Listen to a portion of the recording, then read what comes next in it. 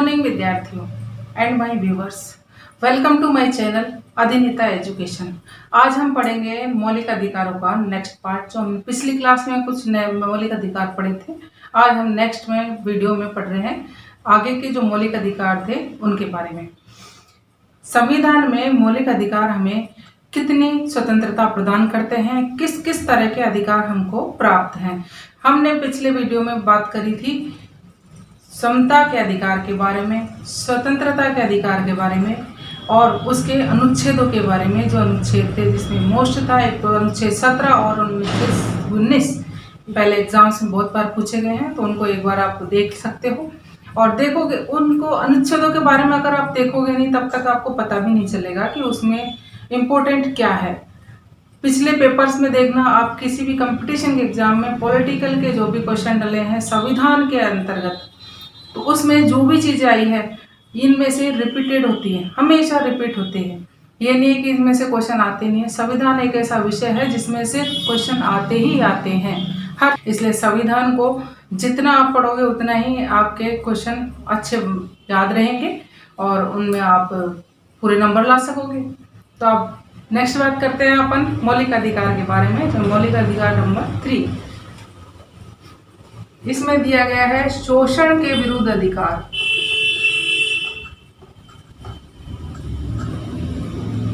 शोषण के विरुद्ध अधिकार।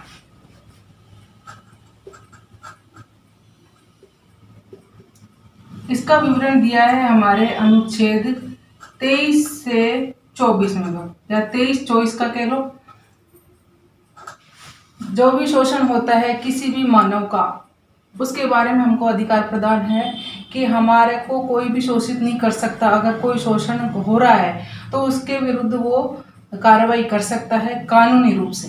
अनुच्छेद 23 इसी का भाग है।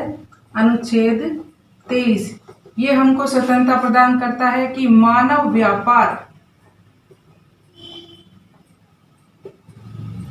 या बलात् श्रम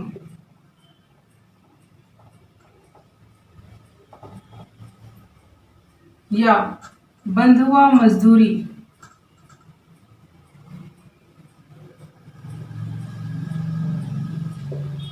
नहीं करवा सकते या नहीं कर सकते। अगर कोई आपको जबरदस्ती कोई श्रम करवा रहा हो या बंधुआ मजदूरी पे रखता है या फिर किसी का मानव व्यापार हो रहा है, किसी को बेचा जा रहा है, तो उन पर कानून बनाया गया है और कानून के अंतर्गत आपको उसमें स्वतंत्रता दी गई है कि आप उसके खिलाफ कार्रवाई कर सकते हो। हमको हमारा संविधान ये छूट देता है, ये स्वतंत्रता देता है कि अगर हमारे साथ किसी भी तरह का, इस तीनों तरह का अगर कोई भी शोषण हो रहा है तो वो कानूनी कार्रवाई कर सकता है और उसको हमारा कानून संरक्षण प्रदान करता है। नेक्स्ट बात आती है अनुच्छेद 24 की। इसमें दिया गया है कि 14 वर्ष से कम उम्र के बच्चे होते हैं, कम उम्र के बच्चों को कारखानों या खानों में काम करने पर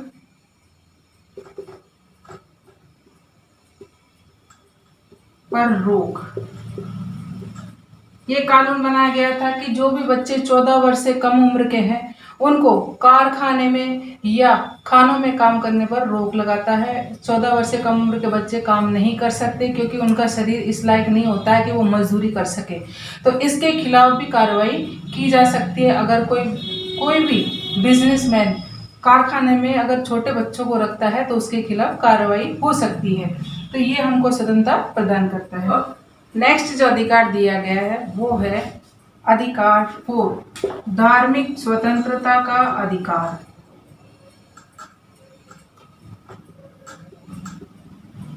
धार्मिक स्वतंत्रता का अधिकार। इसका विवरण दिया गया है अनुच्छेद 25 से 28 में। राष्ट्र का कोई धर्म नहीं है। ये हमारे प्रस्तावना में दिया गया था कि हमारा भारत देश धर्मनिरपेक्ष राष्ट्र है, जिसकी ये धार्मिक स्वतंत्रता अधिकार इसकी वर्णन करता है कि हमारा देश कोई धर्म को प्रधानता नहीं देता, सभी धर्म समान है। इसी के आधार पर अनुच्छेद 25 ये हमको छूट देता है कि धर्म को मानने,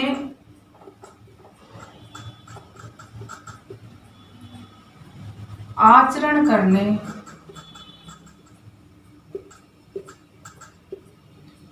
प्रचार करने का अधिकार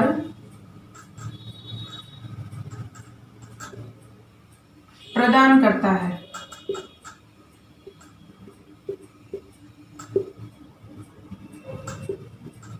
अनुच्छेद 25 हमको धर्म को मानने, आचरण करने, प्रचार करने का अधिकार प्रदान करता है कि हम हमारे धर्म को किसी भी तरह मान सकते हैं। जैसे सिखों में दिया गया था कि हमेशा सिख पग पहनते हैं, वो उनके धर्म में मान्यता है कि वो हमेशा पग धारण करते हैं।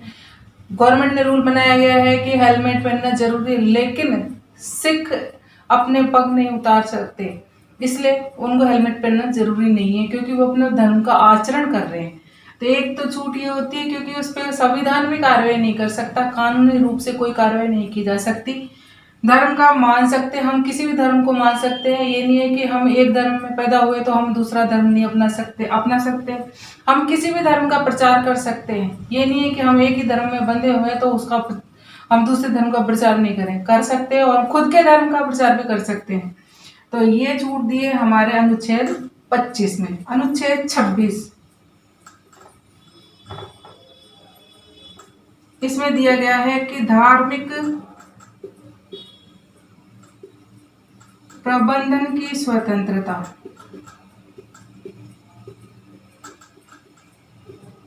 धार्मिक रूप से हम किसी भी धर्म का प्रबंधन कर सकते हैं। अनुच्छेद 27 ये हमको स्वतंत्रता देता है धार्मिक कार्यों को संपोषित करने का।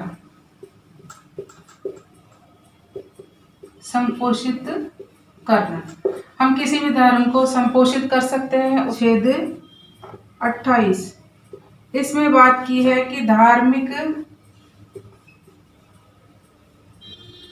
शिक्षा, उपासना,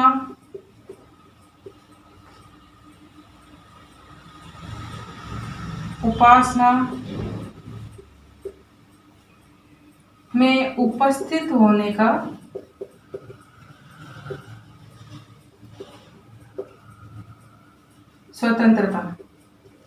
उपस्थित होने की स्वतंत्रता प्रदान करता है। तो एक बार इनको आप खाली इनके मेन चीज लेकर के याद कर सकते हो कि धार्मिक स्वतंत्रता में हमको कौन कौन से अनुच्छेदों में क्या क्या दिया गया है। अनुच्छेद 25 से 28 में इसका वर्णन है। अनुच्छेद 25 कहता है कि धर्म को मानना, आचरण करना, प्रचार करना, 3 चीजें आती है इसके अंदर, जिसमें सिखों को एक पग पहनना एक उदाहरण दे सकते हैं इसका। अनुच्छेद 26 में धार्मिक प्रबंधन, तो एक प्रबंधन को याद कर सकते हो। अनुच्छेद 27 में संपोषित वर्ड देख करके इसको याद किया जा सकता है, और 28 में धार्मिक शिक्षा और उपासना आती है। तो ये है हमारी धार्मिक स्वतंत्रता के अधिकार। नेक्स्ट जो अधिकार आता है वो है 5 में दिया गया है संस्कृति एवं शिक्षा संबंधी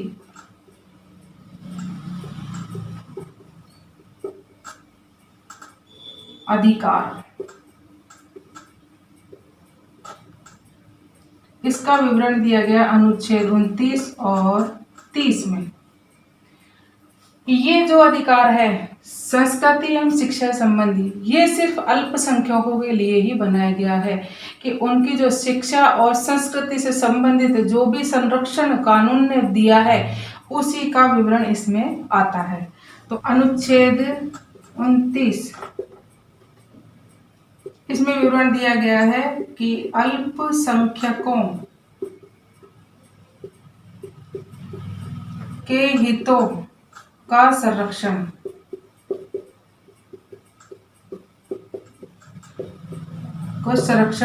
प्रदान करता है विकास के कार्यों के लिए, कि अल्पसंख्यक अपने हितों का संरक्षण कर सकते हैं, कि अल्पसंख्यकों में जो भी वर्ग आते हैं वो अपने हितों का संरक्षण कर सकते हैं। अनुच्छेद 29 के अंतर्गत हमारा भारतीय संविधान उनको छूट प्रदान करता है।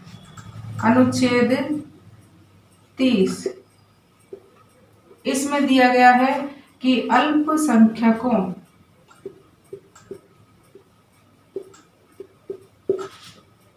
के शिक्षा संबंधी संरक्षण, अल्पसंख्यकों को शिक्षा संबंधी संरक्षण प्रदान करता है अनुच्छेद 30। तो ये वाला अधिकार सिर्फ अल्पसंख्यकों के लिए ही बनाया गया था। हमारा जब संविधान बना था तो अल्पसंख्यकों को विशेष दर्जा दिया गया था। उस वजह से ये अनुच्छेद 29 और अनुच्छेद 30 इन चीज़ों को संरक्षण प्रदान करता है, अल्पसंख्यकों को विशेष रूप से संरक्षण प्रदान करता है उनके विकास के लिए। अब नेक्स्ट बात करते हैं जो लास्ट हमारा अधिकार प्रदान किया गया है हमको संविधान में, वो है अनुच्छेद 6 संवैधानिक उपचारों का अधिकार। इसका विवरण दिया गया है केवल अनुच्छेद 32 में, और इस संविधान के इस मौलिक अधिकार को संविधान की आत्मा कहा गया है। संविधान की आत्मा कहा गया है इस वाले अनुच्छेद को, इस वाले अधिकार को, अनुच्छेद 32 और अधिकार नंबर 6। अगर भारतीय संविधान की आत्मा की बात करें तो वो है प्रस्तावना, लेकिन अगर संविधान की बात करें कि संविधान की आत्मा किसको कहा गया है, वो है अधिकार 6। मूल अधिकार में इसका विवरण दिया गया है कि हमारे मौलिक अधिकारों में संवैधानिक उपचारों का अधिकार हमको संरक्षण प्रदान करता है, कि जो भी हमने हमको जो अधिकार प्रदान किए थे संविधान में, क्षमता का अधिकार, स्वतंत्रता का अधिकार, शोषण के विरुद्ध अधिकार, शिक्षा और संस्कृति के संबंधी अधिकार, और ये पांचों अधिकारों का संरक्षण प्रदान करने के लिए यह अधिकार बनाया गया था। अगर हमारे पांचों अधिकारों का अगर कोई हनन करता है या हमको वो अधिकार प्रदान करने में या हमको उनको लागू करने में अगर कोई भी दिक्कत आती है, तो यह अधिकार हमको स्वतंत्रता देता है कि इसके खिलाफ कार्रवाई की जा सकती है। यह अधिकार कहता है कि हम इन अधिकारों के प्रति अगर कोई हमारे अधिकारों का हनन करता है तो हम हाई कोर्ट में और सुप्रीम कोर्ट में रीट लगा सकते हैं। तो ये हमको संरक्षण प्रदान करता है। प्रत्येक भारतीय नागरिक को यह स्वतंत्रता दी गई है। इस बारे में बहुत बार क्वेश्चन आया है। तो मौलिक अधिकारों में कई ऐसे क्वेश्चन बने हैं जो हमारे कई एग्जाम्स में आते हैं और इम्पोर्टेंट हैं, बार बार रिपीट होते हैं ये चीज़, और मौलिक अधिकार प्रत्येक भारतीय नागरिक के लिए बड़ी भूमिका निभाते हैं। इसी के बाद हम बात करेंगे कि हम कौन कौन सी रीट लगा सकते हैं सुप्रीम कोर्ट और हाई कोर्ट में हमारे अधिकारों से संबंधित। अनुच्छेद 32 और अनुच्छेद 226 हमको हाई कोर्ट और सुप्रीम कोर्ट में रीट लगाने का अधिकार देते हैं। अनुच्छेद 32 और अनुच्छेद 226 ये हमको देता है हाई कोर्ट में रीट लगाने का अधिकार, ये देता है सुप्रीम कोर्ट में रीट लगाने का अधिकार देता है। इनके थ्रू जो रीट लगती है वो होती है 5 प्रकार की रीट लगाई जा सकती है जो प्रत्येक भारत का नागरिक लगा सकता है। जिसमें फर्स्ट जो रीट लगती है वो है बंदी प्रत्यक्षीकरण की।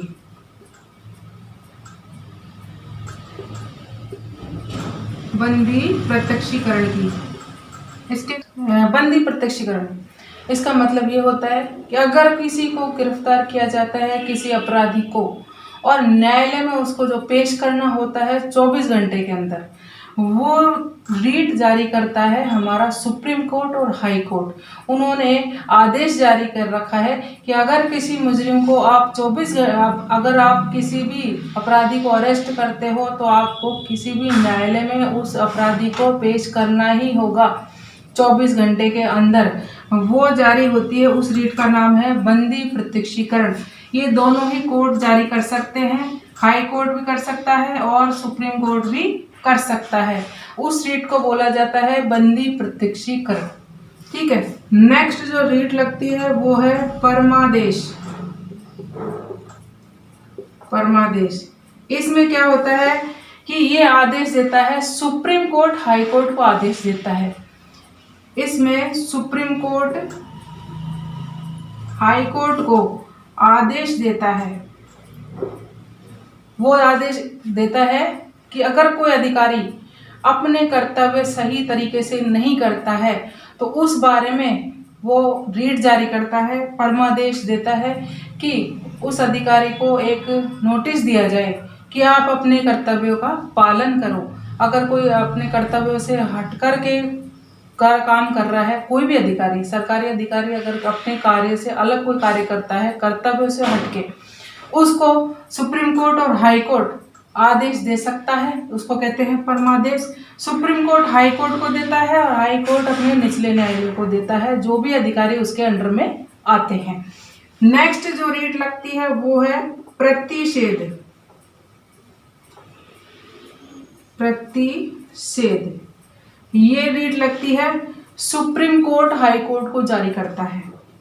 सुप्रीम कोर्ट हाई कोर्ट को जारी करता है, हाई कोर्ट जारी करता है अपने निचले न्यायालयों को, सेशन कोर्ट को, जो भी निचले न्यायालय हैं उनको ये रीट जारी होती है।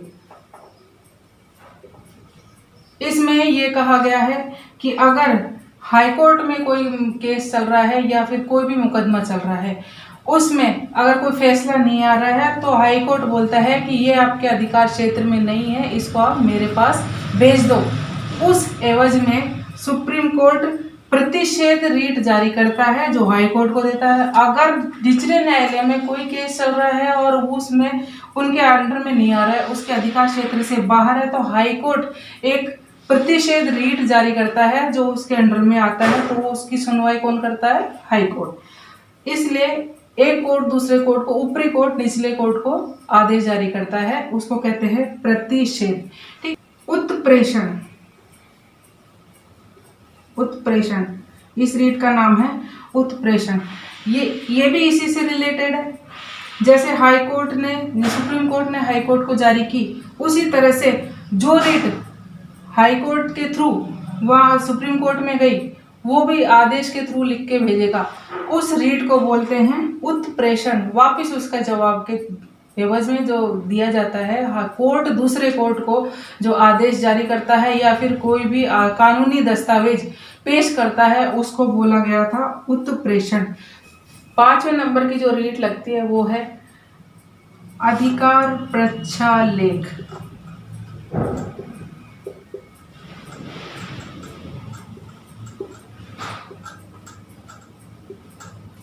ये हमारी है 5वीं तरह की रीट जो कोर्ट के थ्रू लगाई जाती है, सुप्रीम कोर्ट और हाई कोर्ट के थ्रू। इसमें दिया गया है कि सुप्रीम कोर्ट और हाई कोर्ट एक चुने हुए अधिकारी से पूछ सकता है कि क्या आप इस पद के योग्य हो या नहीं हो।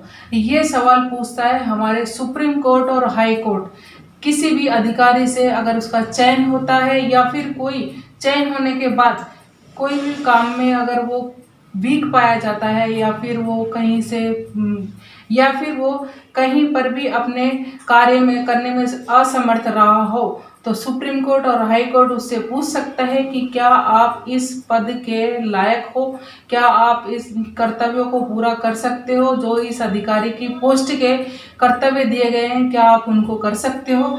वो वाली रीट होती है अधिकार प्रक्षालेख, जो अधिकारी पर लागू होती है। और उसको कौन करता है लागू? सुप्रीम कोर्ट और हाई कोर्ट, दोनों कोर्ट इसमें कार्यरत रहते हैं।